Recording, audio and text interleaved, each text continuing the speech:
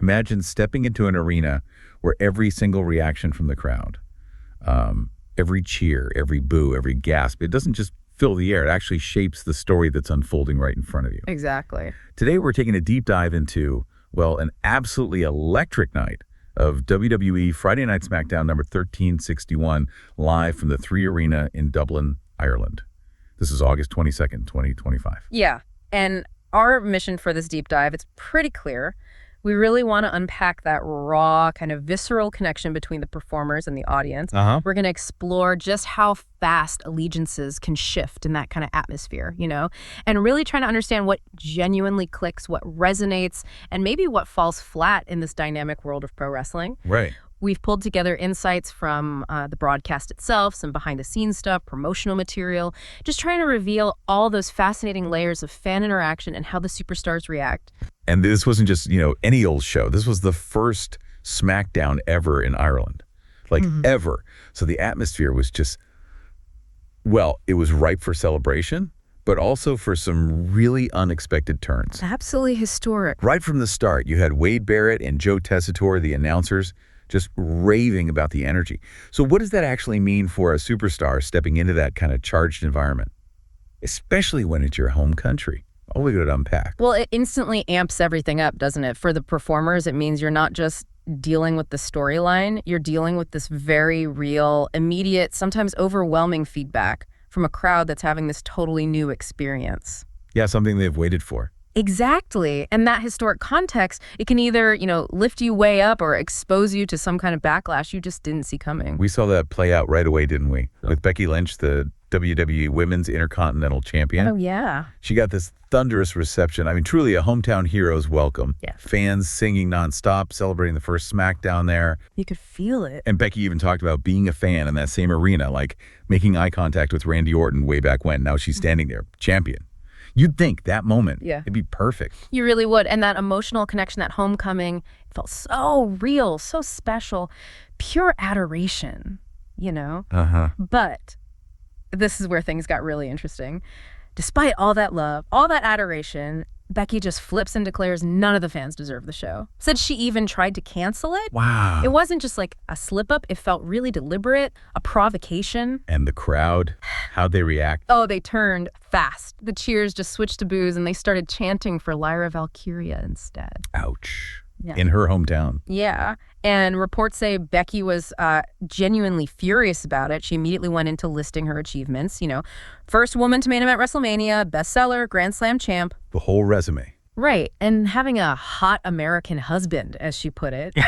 But then she complained bitterly about not seeing Becky posters, only seeing posters of rugby players she'd never heard of. Oh, okay. So she's leaning into it. Totally. It just shows how quickly that deep feeling, that sentiment can swing even for someone so beloved there. It's a pretty amazing example of those power dynamics, isn't it? Yeah. Becky, who's a master of character, she chose to go heel right there on home soil. Yeah, and complaining about the rugby players, the posters. It sounds small, but it was kind of brilliant in how it alienated them. How so? Well, she wasn't just saying, I'm better than you. It was more like, you don't appreciate me enough for everything I've done for us. That taps into their pride, turns it against them. Oh, that's smart. And the crowd demanding Lyra Valkyria, that wasn't just rejecting Becky. It was them saying, okay, if you won't be our hero, we'll pick our own. They took control back. It really does show how a performer, even a legend like Becky, has to constantly sort of negotiate who they are with the audience. Constantly. And her rant gets cut short, right?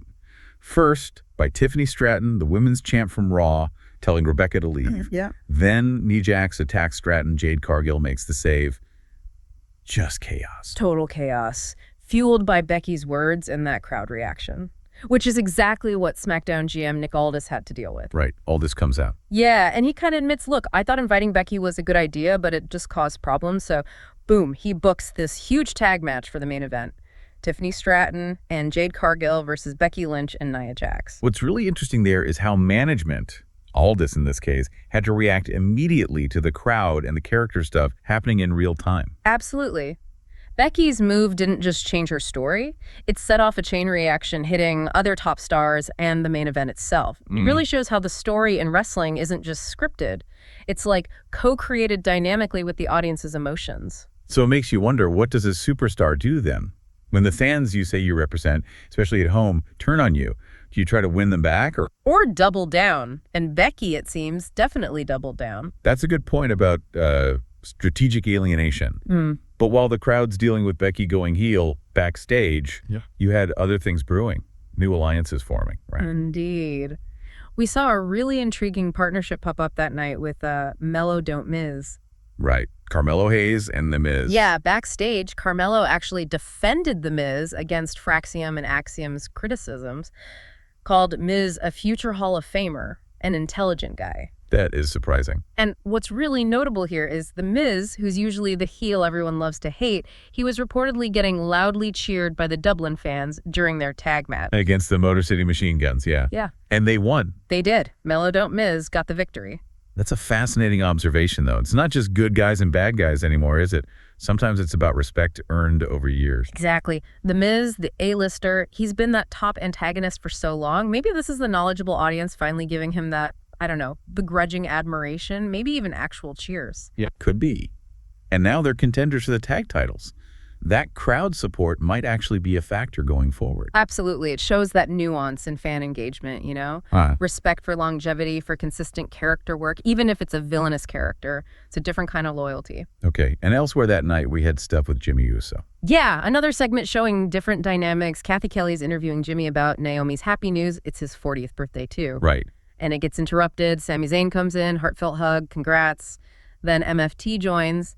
Solo Sikoa even offers to be the baby's godfather. Which Jimmy immediately shot down. Instantly refused. Yeah. And then Sami subtly reminds Solo to maybe focus on his United States Championship, hinting at a future clash there. Classic Sami. Always stirring the pot, even when being nice. It shows those complex family dynamics within the factions, doesn't it? Yeah. Personal stuff bumping up against professional rivalries, old loyalties always being tested. Definitely. And meanwhile, the women's division kept heating up too, with different storylines kind of crashing together, like Piper Niven getting a win over Charlotte Flair. Yeah, Piper Niven beat Charlotte, who's a women's tag champ, but she had help from Chelsea Green and Alba Fire. Green apparently even scratched Charlotte's face. Oh. And that wasn't all. Later, you see Kiana James physically blocking Mitchin from getting to her client, the women's U.S. champ, Julia. And Nikki Cross was apparently just lurking in the background, eavesdropping. Always Nikki Cross. Right. So if you connect those dots, you see multiple challengers popping up everywhere in the women's division. Tag titles, singles titles. Lots of moving parts. Yeah. The backstage moves, the subtle power plays, new groups forming, others being blocked. Yeah. It all points to a really active, ambitious landscape. It reminds you the story's always moving, new people always trying to get ahead, and the audience is watching every single move. But the real, I guess the core moment, the segment that really captured what we're trying to dive into here came next. John Cena. The place just exploded. Loud cheers for babyface John Cena, the 17-time champ. He interacts with the fans for a while, then gets ready to speak.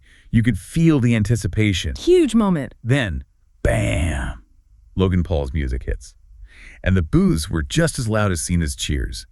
Just intense. Or opposite reaction. And Paul leans right into it, deliberately antagonizing them. Jokes about being in England. Oh, guaranteed heat right there. Calls Cena a professional pretender. Yeah. Complains the crowd noise is being censored, tells the idiots to shut up. Then he claims WWE is his house now. Compares Cena's 5 moves to his own entertainment. The audacity. It really highlights this clash, doesn't it? 2 totally different ways of thinking about wrestling and connecting with the audience. How do you mean? Well, Paul actively tried to provoke them, dismiss them, like the audience is just something to control or make fun of. Right. Cena, on the other hand, acknowledges Paul's talent, calls him a future champ, but then just cuts him down. 2 words. Wanker for the Dublin fans and disappointment for himself. Ouch. That's personal. It was. Cena talked about being genuinely impressed by Paul before even doing his podcast, but now seeing him just use WWE for like marketing campaigns for his prime drink. He really laid it bare, didn't he? Comparing Paul's, 23 matches to his own 23 years, putting his body on the line for WWE. Yeah. Calling Paul a parasite who wastes the time of people who really deserve it. It wasn't just a promo. It felt like this passionate defense of the bond between the performer and the audience, the integrity of the business. He was speaking right to the soul of what makes WWE special for so many people. It was powerful. And then the big declaration. Delivered the ultimate message. WWE is not Logan Paul's house, it's the house of the fans. Accepted the challenge for Clash in Paris, told Paul to bring his A-game against the GOAT. And it ended how? Paul shoves Cena. Cena hits the AA. Decisive. So this whole segment, it raises that huge question, doesn't it? Who really owns the narrative in wrestling? Is it the company, the superstar who bleeds for it? Or is it the audience, whose passion, whose likes and dislikes really fuel the whole thing? Cena's speech definitely argued for the audience. It was all about that deep personal investment from a long-timer compared to what he saw as Paul's more transactional, self-serving approach. It's that genuine connection versus just using the platform. Right? Yeah. It explains why fans often stick with authenticity and effort over just like viral moments. Totally. And moving into the final parts of the show, things got even more chaotic, setting up more betrayals and surprises. Like Jade Cargill and Tiffany Stratton backstage. Yeah, Jade telling Tiffany, basically, I didn't need your help earlier. I want to beat you at your best. We'll team up tonight, then we go in separate ways. Kind of shows that competitive mindset, even when they're forced allies. Yeah, respect, but still rivals. Then you had Logan Paul, still furious, getting stopped by Drew McIntyre. Yeah, boy. And Drew tells him, ominously, get your momentum back no matter what it costs. Then repeats it in German, Eagle was das kostet. That is chilling, especially from Drew right now. Linking ambition with maybe ruthlessness. Setting something up down the line, for sure. Then we had that weird, kind of funny moment with R-Truth. Oh, right. He went to Dublin, Georgia by mistake. Exactly. So he couldn't make his match with Aleister Black. And the replacement, none other than Damian Priest, back after 3 weeks. And they just went at it. Immediately started brawling. No match, just pure chaos. Security struggled to pull them apart for ages. It just shows how quickly things can go off script, how those spontaneous moments can erupt. Those are often the moments people remember most, right? Yeah. Prove the emotional investment in the characters. Absolutely. And speaking of emotional reactions, after that, Drew McIntyre comes out and just lays into Cody Rhodes verbally. Asking for a medical update, then calling Cody a bitch. Yeah, saying he did Cody a favor by injuring him. Just vicious personal stuff, clearly meant to get a reaction. And he got one. Oh, did he ever? Suddenly, Randy Orton appears behind him, RKO. The place went absolutely insane with cheers, celebrating like crazy. Had to feel good for the crowd after Drew's comments. Another case of the audience reacting instantly to seeing justice served, even if it's an ambush RKO. Classic Orton payoff. Then, the main event. We heard backstage Becky Lynch had this good plan for the tag match, but it was all about her winning to look like a hero again. Nia Jax seemed kind of confused by it all. And how did it play out? Well, Tiffany Stratton and Jade Cargill got the win over Becky and Nia. But the real story was Becky straight up abandoning Nia Jax at the end. Just left her high and dry. So Nia got pinned. Pinned by Cargill after a splash, Becky just walked away. Wow, that's a definitive statement on her heel turn, especially in Dublin. Absolutely. Calculated betrayal, focusing only on herself, making sure the fans wouldn't forgive her easily, solidified that new role. And the night still wasn't over. One last shock. As John Cena's leaving his locker room, Nick Aldis tells him Brock Lesnar called. But before Cena can even process that, Let me guess. Logan Paul. Logan Paul runs in, punches Cena, knocks him down, and bolts. The show ends with Aldis checking on a dazed Cena. So if we tie all these crazy developments together, Yeah. the surprises, the betrayals, the escalations, it's clear this stuff is what keeps the audience hooked, right? Not just watching, but actively commenting, getting invested emotionally in what's next. Exactly. Dublin proved the story in wrestling is this constant conversation, this back and forth between the performers and the audience. Yeah, we really journeyed through a night where hometown heroes faced disappointment, new alliances popped up, and these huge stars clashed over the very soul of WWE. And Dublin really highlighted that vibrant, often unpredictable interplay, how every cheer, every boo, every single moment of engagement shapes the story and what happens next. You really saw how critical that audience reaction is. From Becky demanding recognition and then turning heel, to Cena powerfully saying WWE is the house of the fans. Those raw, unfiltered reactions, they drive everything forward. They keep us captivated. It reminds us that no matter the plans, the ultimate judges are always you, the audience. Which brings us to a final thought for you to kind of mull over. In any kind of entertainment, or even public life, what does it actually take to earn more than just a quick like? How do you get that lasting subscription from an audience, especially when loyalties can just flip in a heartbeat. It's a huge challenge for entertainers, for brands, for everyone in the public eye. And yeah, Dublin gave us a really fascinating peek behind that curtain. So if this deep dive into that electric night in Dublin got you thinking, if you have opinions, maybe some new insights, remember the conversation doesn't end here. Keep it going.